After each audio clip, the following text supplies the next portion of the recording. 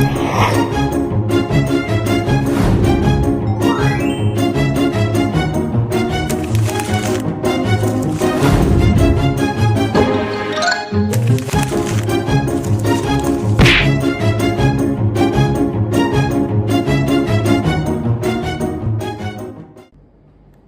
pagi Mas Mbak dan teman-teman sekalian. Senang sekali kita bisa berkumpul pada pagi hari ini untuk membahas topik yang hangat dan penting, yaitu masa depan bangsa kita, Ibu Kota Nusantara atau IKN. Hari ini kita kedatangan 4 narasumber yang hebat yang akan berbagi pandangan mereka. Di sini sudah hadir Mas Ardi, lalu Mbak Desti, mereka dari perwakilan pemerintah. Lalu ada Mas Angga dan Mbak Afin, perwakilan dari masyarakat umum dan akademisi. Mari kita beri tepuk tangan mereka. Baik, langsung saja kita mulai. Pembangunan IKN ini adalah proyek besar. Mungkin kita mulai dari pemerintahan. Mas Ardi atau Mbak Desti bisa jelaskan secara singkat kenapa IKN ini perlu dibangun?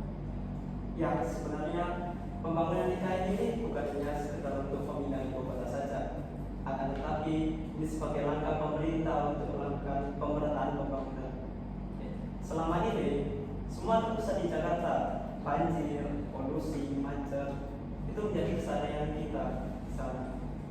Nah, dengan pembangunan IKN ini kita ingin menciptakan sebuah pusat pertumbuhan baru di Luar Jawa, termasuk di Kalimantan yang memiliki potensi yang besar.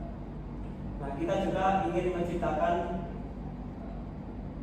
kota hijau baru yang lebih layak huni untuk generasi yang mendatang. Baik, izin menambahkan juga yang disampaikan oleh Mas Ardi ini sebenarnya ada benarnya. Nah, selain itu IKN itu juga dirancang untuk menjadi kota yang tangguh dari bencana dan perubahan iklim, serta menerapkan teknologi yang canggih. Ini merupakan kesempatan baik untuk kita mempunyai ibu kota negara yang lebih baik lagi, yang lebih maju untuk warga negara Indonesia sendiri. Oke, jadi intinya itu untuk pemerataan dan kota yang lebih baik. Nah, sekarang kita dengar dari sudut pandang yang berbeda. Mas Angga sebagai akademisi, apa pandangan Anda tentang proyek ini? Terima kasih Mbak Pramila. Sebenarnya niat untuk melakukan pemerataan ini sudah sangat baik. Tapi apakah harus dengan membangun sebuah ibu kota baru yang menggunakan anggaran yang sangat besar, sedangkan di Indonesia sendiri masih terdapat berbagai masalah yang dihadapi masyarakatnya seperti pendidikan dan pembangunan yang belum merata di daerah-daerah yang terpencil. Lalu sebenarnya anggaran untuk IKN ini bisa dialokasikan untuk menutupi hal-hal tersebut.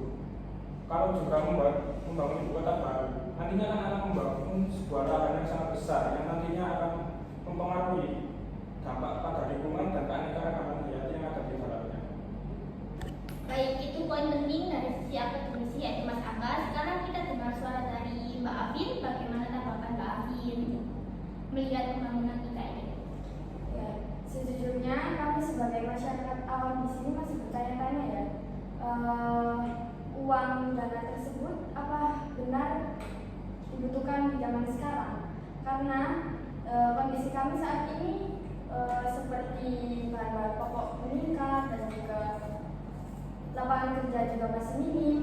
Kalau seandainya uang tersebut diperlukan untuk itu, apa dampaknya langsung ke perut kami? Lalu isu penggusuran lahan adat itu juga sangat kami khawatirkan ya, saat ini. Kami memahami soal kekhawatiran itu. Soal lingkungan, kami punya rencana untuk menjaga ekosistem. Konsep kota hijau yang kita terapkan sebelumnya itu tidak hanya sekedar kata-kata, tetapi akan benar-benar kami terapkan. Dana juga sebagian besar dari investor, bukan hanya dari APBN.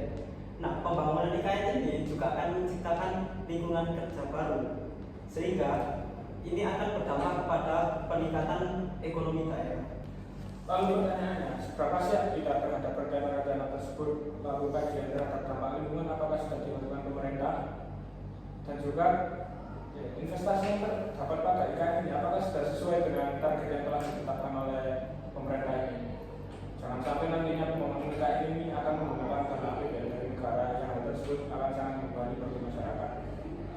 Oleh karena itu, transparansi masih perlu dilakukan oleh pemerintah dalam hal pengelolaan dana pembangunan IKN.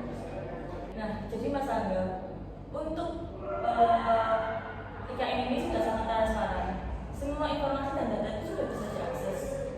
Untuk investasinya, antusiasme investor itu sudah sangat tinggi, baik dari dalam negeri maupun luar negeri. Ini menandakan mereka mempercayai kita untuk melihat perkembangan kemajuan IKN dan masa depan IKN. Nah, soal IKN ini bukan cuma soal bangunan fisik, tapi melainkan untuk ekosistem fungsi yang banyak peluangnya. Sebentar. Sebenarnya saya masih kurang yakin ya. Kalau seandainya di lapangan kenyataannya berbeda, misalnya masyarakat adat menemukan dialog langsung kepada mereka, jangan sampai mereka ini terbuai omongan dari kalian-kalian ini. Mengenai dialog dengan masyarakat adat, kami sudah melakukannya dan akan terus kami lakukan ke depannya. Kami juga berkomitmen untuk tetap menjaga hak-hak mereka. Kami berharap bahwa IKN ini akan menjadi proyek yang adil di kota. Wah, diskusi ini sangat menarik ya. Ada optimisme dari pemerintah, tetapi ada juga kekhawatiran dan pertanyaan dari pihak akademisi dan masyarakat. Oke, satu pertanyaan terakhir untuk kalian. Jika IKN ini tetap berjalan, apa harapan terbesar Anda dan apa tantangan terbesar yang harus diwaspadai? Silakan Mas Angga.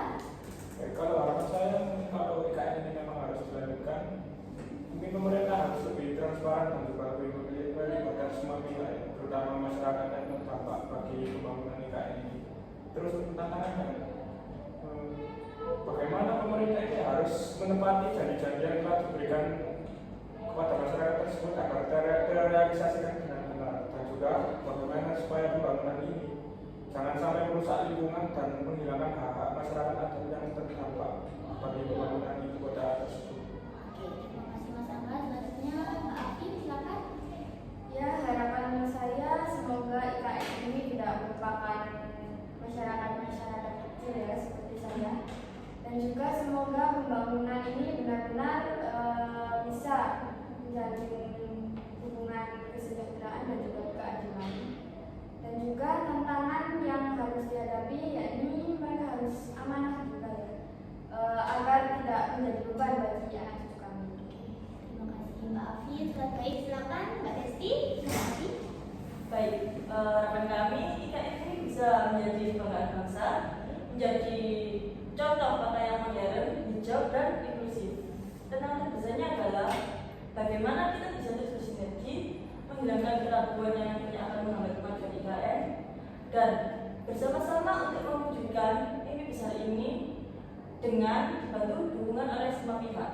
Oke, terima kasih. Terakhir, Mas Ardi, silakan. Ya, harapan saya adalah IKN ini bisa menjadi ibu kota yang akan menjadi pendorong ekonomi daerah yang akan berdampak pada ekonomi nasional. Dan yang harus kita waspadai adalah bagaimana cara kita menjaga komitmen dan menghadapi setiap masalah yang muncul dalam proses pembangunan IKN ini. Sudah. Terima kasih. Oke. Luar biasa sekali ya diskusi kita pada pagi hari ini. Beberapa pandangan, kekhawatiran, dan harapan yang mereka sampaikan. Semoga diskusi ini bisa memberikan pemahaman yang lebih baik bagi kita semua tentang pembangunan IKN. Terima kasih saya ucapkan untuk Mas Ardi, Mbak Desti, Mas Angga, Mbak Afin atas waktunya dan atas ilmunya yang sudah kalian sampaikan. Oke, saya sebagai pembawa acara diskusi pada pagi hari ini mengucapkan terima kasih dan memohon maaf banyak. Salah dan kata, saya tutup. Wassalamualaikum warahmatullahi wabarakatuh. Bye.